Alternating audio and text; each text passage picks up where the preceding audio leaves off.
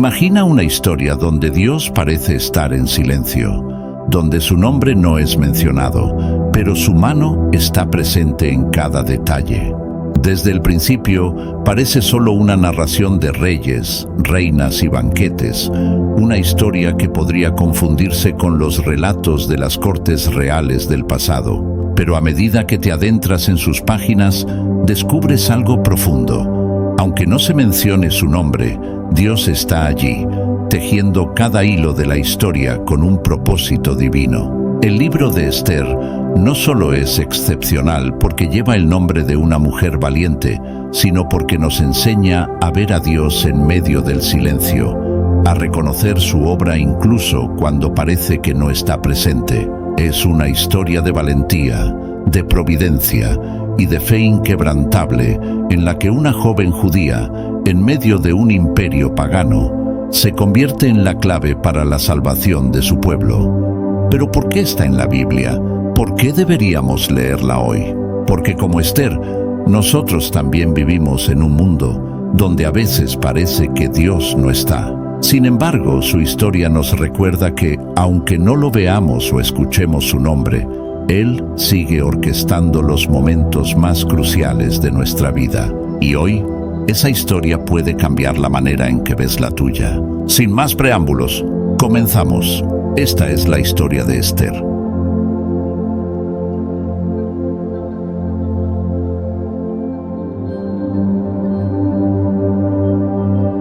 Esther, al igual que Ezequiel y Daniel, fue escrita durante el exilio judío, aunque pocos libros de la Biblia fueron escritos fuera de la tierra prometida. Sin embargo, Esther fue redactado mucho más tarde que los otros dos. Su contenido nos ofrece una excelente guía sobre cómo los judíos se comportaban en una sociedad gentil, lo cual puede servirnos para entender cómo vivir en entornos no cristianos. Después de que los persas derrotaran a Babilonia, el imperio fue gobernado primero por Darío el Medo y luego por Jerjes I, también conocido como Asuero. Mardoqueo, un judío, llegó a ocupar un alto cargo en el gobierno, conocido por su nombre babilónico Beltsasar. Hadasa, más tarde conocida como Esther, ascendió a la posición de reina. Su nombre proviene de Ishtar, una diosa babilónica. Tanto Mardoqueo como Esther fueron elevados a posiciones influyentes dentro de sus respectivas comunidades. Los judíos no estaban obligados a regresar a la tierra prometida, y el libro de Esther no habría sido escrito si todos lo hubieran hecho. Miles decidieron regresar, pero otros miles optaron por quedarse. Aunque el libro de Esther es parte del Antiguo Testamento, también cuenta con respaldo documental. En 1930, arqueólogos que excavaban en Persépolis, la capital del Imperio Persa, descubrieron una tabla de piedra con el nombre de Marduka, lo que podría ser una referencia a Mardoqueo, el primer ministro mencionado en el libro. El libro de Esther es también una historia muy romántica. Esther, una joven y hermosa reina, gobernaba sobre un vasto imperio, pero solo un hombre conocía su secreto, algo que podría haberle costado la vida. Las escrituras están llenas de historias como esta. Jerjes, el gobernante de un reino que se extendía desde India hasta Egipto, enfrentaba problemas en el horizonte. Organizó una conferencia de 180 días para discutir la amenaza griega. Tras la sesión se realizaron festividades de 7 días en los terrenos reales. En uno de esos días, bajo la influencia del vino, Jerjes ordenó que la reina Vasti bailara para sus generales, ya que era joven y atractiva. Sin embargo, Vasti se negó a presentarse, lo que desató una serie de eventos que dieron inicio a la narración del libro. Debido a esta negativa, se generó una situación incómoda, ya que las esposas de los generales podrían seguir el ejemplo de Vasti si el rey no controlaba su propia casa. Para evitar una posible crisis, el rey consultó a sus consejeros expertos en asuntos de derecho y justicia. Esther 1, versículos 10 al 20, describe este evento. El séptimo día, estando el corazón del rey alegre del vino, mandó a Meumán, Bizta, Arbona, Bigta, Abagta, Sétar y Carcas, 7 eunucos que servían delante del rey Asuero, que trajesen a la reina Vasti a la presencia del rey con la corona regia, para mostrar a los pueblos y a los príncipes su belleza, porque era hermosa. Mas la reina Vasti no quiso comparecer a la orden del rey enviada por medio de los eunucos, y el rey se enojó mucho y se encendió en ira. Preguntó entonces el rey a los sabios que conocían los tiempos, porque así acostumbraba el rey con todos los que sabían la ley y el derecho, y estaban junto a él Carsena, Setar, Admata, Tarsis, Meres, Marsena y Memucán, 7 príncipes de Persia y de Media, que veían la cara del rey, y se sentaban los primeros del reino. Les preguntó qué se había de hacer con la reina Vasti según la ley, por cuanto no había cumplido la orden del rey Asuero enviada por medio de los eunucos. Y dijo Memucán delante del rey y de los príncipes: no solamente contra el rey ha pecado la reina Vasti, sino contra todos los príncipes y contra todos los pueblos que hay en todas las provincias del rey Asuero. Porque este hecho de la reina llegará a oídos de todas las mujeres, y ellas tendrán en poca estima a sus maridos, diciendo: el rey Asuero mandó traer delante de sí a la reina Vasti, y ella no vino. Y entonces dirán esto las señoras de Persia y de Media, que oigan el hecho de la reina, a todos los príncipes del rey, y habrá mucho menosprecio y enojo. Si parece bien al rey, salga un decreto real de vuestra majestad, y se escriba entre las leyes de Persia y de Media, para que no sea quebrantado. Que Vasti no venga más delante del rey Asuero, y el rey haga reina a otra que sea mejor que ella. Y el decreto que dicte el rey será oído en todo su reino, aunque es grande, y todas las mujeres darán honra a sus maridos, desde el mayor hasta el menor. Después de este decreto, Vasti fue desterrada y nunca más podría estar en presencia del rey. Con el tiempo, el rey se sintió solo y, al recordar a Vasti, sus consejeros sugirieron organizar un concurso para que una nueva mujer se convirtiera en su esposa. Fue un asunto serio, y antes de participar en el concurso, las mujeres recibieron un extenso tratamiento de belleza. Finalmente, el rey encontró en Ester su nueva reina. Ester 2, versículos 17 al 18 dice: y el rey amó a Ester más que a todas las otras mujeres, y halló ella gracia y benevolencia delante de él más que todas las demás vírgenes, y puso la corona real en su cabeza, y la hizo reina en lugar de Vasti. Hizo luego el rey un gran banquete a todos sus príncipes y siervos, el banquete de Ester, y disminuyó tributos a las provincias, e hizo y dio mercedes conforme a la generosidad real. Ester era de la tribu de Benjamín, y su vida no había sido fácil. Mardoqueo, su primo, la había adoptado como hija después de que quedó huérfana. Ester mantuvo en secreto su origen judío a petición de Mardoqueo, ya que los judíos en el imperio estaban en peligro. Aunque Ester era nueva en el harén, pronto se convirtió en la esposa favorita del rey. Mientras tanto, un hombre llamado Hamán fue exaltado a una posición de poder en la corte, y así se preparaba la escena para el antagonista de la historia. La reina del imperio persa era judía, y Amán, un cortesano que aborrecía a los judíos, exigía que todos adoraran al emperador. Esto se convirtió en el detonante de su odio. Hamán informó al rey que los judíos seguían su propia ley, tradiciones y religión, y sugirió que debían ser exterminados. Ofreció una gran recompensa para quienes ayudaran en la matanza, que sería ejecutada en un día específico, determinado por sorteo. Así, el día 13 del mes fue marcado como el día del exterminio de los judíos. Es por esta razón que el número 13 se ha asociado históricamente con la superstición. Cuando Mardoqueo se enteró de lo que iba a suceder, se vistió de saco y ceniza y envió un mensaje a Ester rogándole que intercediera ante el rey. Ester, aunque temerosa, comprendió que Dios la había colocado en esa posición por una razón especial. Ella sabía que su intervención podía salvar a su pueblo, pero también podría costarle la vida. Ester debía tomar una decisión. revelaría su identidad judía y enfrentaría las consecuencias. Si perecía, lo haría por su pueblo. Finalmente, Esther pidió al rey una audiencia, tal como se describe en Esther 5, versículos 1 al 8. Aconteció que al tercer día se vistió Esther su vestido real y entró en el patio interior de la casa del rey, enfrente del aposento del rey. Y estaba el rey sentado en su trono en el aposento real, enfrente de la puerta del aposento. Y cuando vio a la reina Esther que estaba en el patio, ella obtuvo gracia ante sus ojos, y el rey extendió a Esther el cetro de oro que tenía en la mano. Entonces vino Esther y tocó la punta del cetro. Dijo el rey: ¿Qué tienes, reina Esther, y cuál es tu petición? Hasta la mitad del reino se te dará. Y Esther dijo: Si place al rey, vengan hoy el rey y Amán al banquete que he preparado para el rey.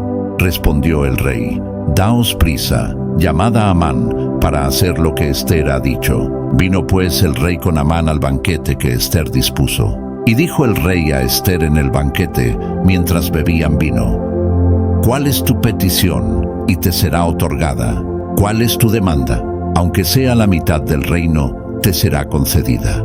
Entonces respondió Esther y dijo: Mi petición y mi demanda es esta: si he hallado gracia ante los ojos del rey, y si place al rey otorgar mi petición y conceder mi demanda, que venga el rey con Amán a otro banquete que les prepararé, y mañana haré conforme a lo que el rey ha mandado. Y en los versículos 9 al 14 continúa diciendo: Y salió Amán aquel día contento y alegre de corazón, pero cuando vio a Mardoqueo a la puerta del palacio del rey, que no se levantaba ni se movía de su lugar, se llenó de ira contra Mardoqueo. Pero se refrenó Amán y vino a su casa, y mandó llamar a sus amigos y a Zeres su mujer, y les refirió a Amán la gloria de sus riquezas, y la multitud de sus hijos, y todas las cosas con que el rey le había engrandecido, y con que le había honrado sobre los príncipes y siervos del rey. Y añadió Amán: También la reina Esther a ninguno hizo venir con el rey al banquete que ella dispuso, sino a mí, y también para mañana estoy convidado por ella con el rey. Pero todo esto de nada me sirve cada vez que veo al judío Mardoqueo sentado a la puerta del rey. Y le dijo Zeres su mujer y todos sus amigos: Hagan una horca de 50 codos de altura, y mañana di al rey que cuelguen a Mardoqueo en ella, y entra alegre con el rey al banquete. Y agradó esto a los ojos de Amán, e hizo preparar la horca. Aquella misma noche se le fue el sueño al rey, y dijo que le trajesen el libro de las memorias y crónicas, y que las leyeran en su presencia. Entonces hallaron escrito que Mardoqueo había denunciado el complot de Bigtán y de Teres, 2 eunucos del rey, de la guardia de la puerta, que habían procurado poner mano en el rey Asuero. Y dijo el rey: ¿Qué honra o qué distinción se hizo a Mardoqueo por esto? Y respondieron los servidores del rey, sus oficiales: Nada se ha hecho con él. Entonces dijo el rey: ¿Quién está en el patio?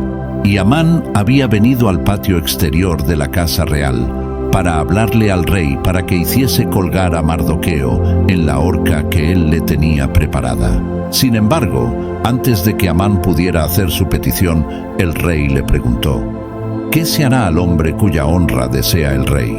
Y dijo Amán en su corazón: ¿A quién deseará el rey honrar más que a mí? Y respondió Amán al rey: Para el varón cuya honra desea el rey, traigan el vestido real de que el rey se viste, y el caballo en que el rey cabalga, y la corona real que está puesta en su cabeza. Y den el vestido y el caballo en mano de alguno de los príncipes más nobles del rey, y vistan a aquel varón cuya honra desea el rey, y llévenlo en el caballo por la plaza de la ciudad, y pregonen delante de él: Así se hará al varón cuya honra desea el rey. El rey, complacido con la idea, dijo a Amán: Date prisa, toma el vestido y el caballo como tú has dicho, y hazlo así con el judío Mardoqueo, que se sienta a la puerta real. No omitas nada de todo lo que has dicho. Amán tuvo que honrar a Mardoqueo como había sugerido, lo que fue un giro increíble en los acontecimientos. Después de esto, Amán asistió al banquete de Esther, pero durante la comida, Esther reunió valor y reveló su verdadera identidad al rey. Le contó sobre el complot atroz de Amán para exterminar a su pueblo, los judíos. El rey, furioso, ordenó que Amán fuera ejecutado en la misma horca que había preparado para Mardoqueo, y así los judíos fueron salvados.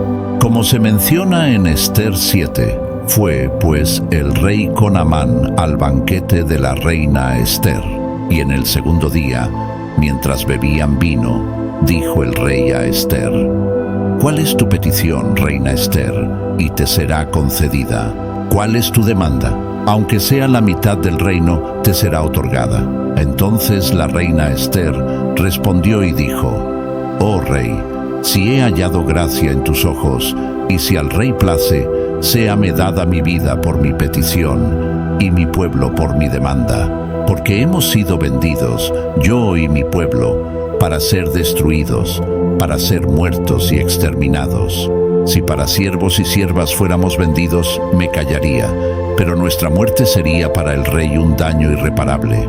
Respondió el rey Asuero y dijo a la reina Esther: «¿Quién es y dónde está el que ha ensoberbecido su corazón para hacer esto?». Esther dijo: «El enemigo y adversario es este malvado Amán».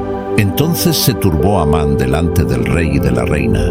Luego el rey se levantó del banquete, encendido en ira, y se fue al huerto del palacio. Y se quedó Amán para suplicarle a la reina Esther por su vida, porque vio que estaba resuelto para él el mal de parte del rey. Después el rey volvió del huerto del palacio al aposento del banquete, y Amán había caído sobre el lecho en que estaba Esther. Entonces dijo el rey: «¿Querrás también violar a la reina en mi propia casa?». Al proferir el rey esta palabra, le cubrieron el rostro a Amán, sellando así su destino. Amán fue ejecutado en la misma horca que había preparado para Mardoqueo, y las órdenes de exterminio contra los judíos fueron anuladas. Ahora, los judíos tenían derecho a defenderse contra cualquiera que los atacara. El mismo día se le dio cuenta al rey acerca del número de los muertos en Susa, residencia real. Y dijo el rey a la reina Esther: «En Susa, capital del reino, los judíos han matado a 500 hombres y a 10 hijos de Amán. ¿Qué habrán hecho en las otras provincias del rey? ¿Cuál pues es tu petición? Y te será concedida. ¿O qué más es tu demanda? Y será hecha». Y respondió Esther: «Si place al rey, concédase también mañana a los judíos en Susa, que hagan conforme a la ley de hoy, y que cuelguen en la horca a los 10 hijos de Amán». Y mandó el rey que se hiciese así. Se dio la orden en Susa, y colgaron a los 10 hijos de Amán.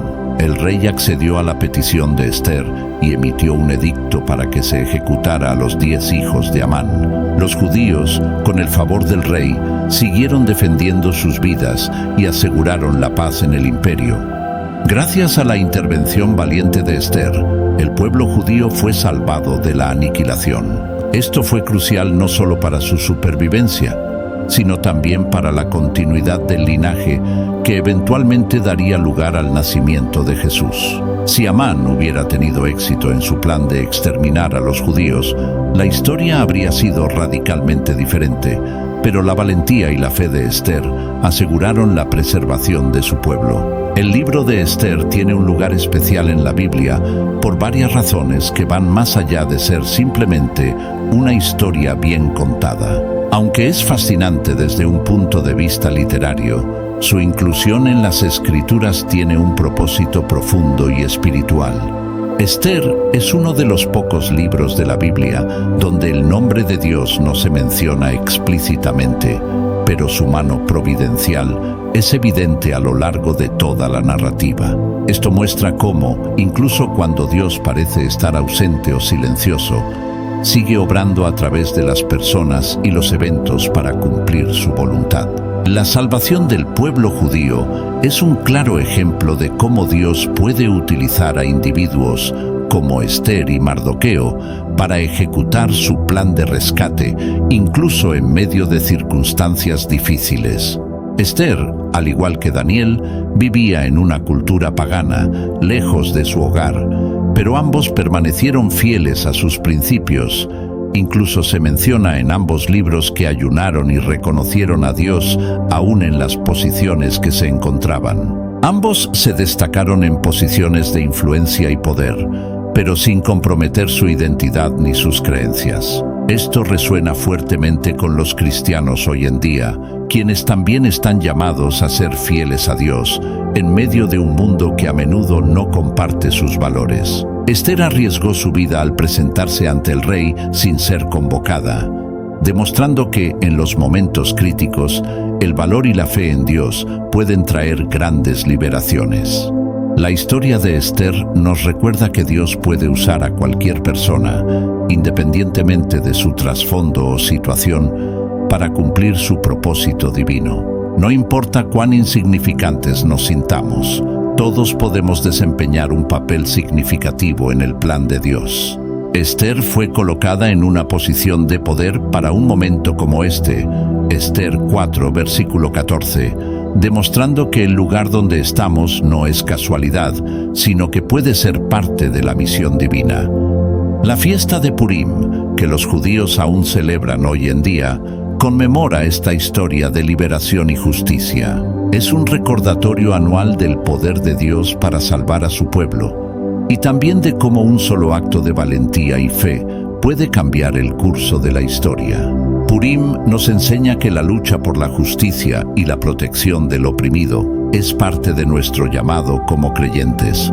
Esther y Daniel son ejemplos de cómo los cristianos pueden vivir y tener éxito en un mundo secular sin perder su identidad espiritual. La lección clave es que Dios puede colocarnos en lugares de influencia y es nuestra responsabilidad actuar con integridad y valor cuando llegue el momento. No estamos llamados a ser absorbidos por el mundo, sino a mantenernos fieles a nuestros principios, sabiendo que nuestra verdadera ciudadanía está en el cielo. Filipenses 3, versículo 20. Imagina por un momento estar en los zapatos de Esther, una joven que fue arrancada de su hogar, colocada en una tierra extranjera, rodeada de costumbres que no conocía, y en medio de todo eso, llamada a enfrentar una decisión que podría costarle la vida.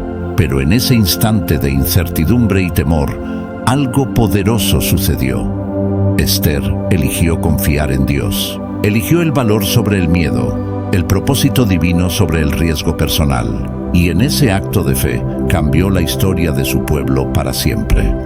Hoy, tú y yo también estamos llamados a tomar decisiones en momentos de incertidumbre. Tal vez no nos enfrentemos a un destino de vida o muerte como Esther, pero cada día nos encontramos con oportunidades para hacer una diferencia, para defender lo que es justo, para vivir nuestra fe de manera valiente. Dios puede usarnos sin importar dónde nos encontremos o qué desafíos enfrentemos. No es necesario que seamos perfectos, ni que tengamos todas las respuestas. Solo se necesita un corazón dispuesto como el de Esther, que esté dispuesto a decir, sí, Señor, úsame donde estoy. Así que, mientras reflexionas sobre la historia de Esther, pregúntate, ¿en qué momento te encuentras hoy? ¿Cuál es la batalla que estás enfrentando? Quizás, como ella, has sido colocado en este lugar y en este momento para cumplir un propósito más grande de lo que puedas imaginar.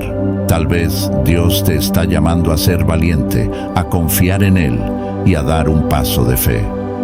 Recuerda, Esther no fue una heroína porque no tuvo miedo, sino porque, a pesar de su miedo, eligió creer que Dios estaba con ella, y esa misma promesa está contigo. Dios está contigo y te invita a ser parte de su historia, a caminar con valentía y a confiar en que, a través de ti, Él puede hacer cosas más grandes de las que jamás hayas soñado. Como siempre, si te gustó el video, no olvides darle me gusta, suscribirte y compartir el video con tus familiares y amigos para llegar a más personas con estos poderosos mensajes. Gracias por vernos. Que Dios te bendiga.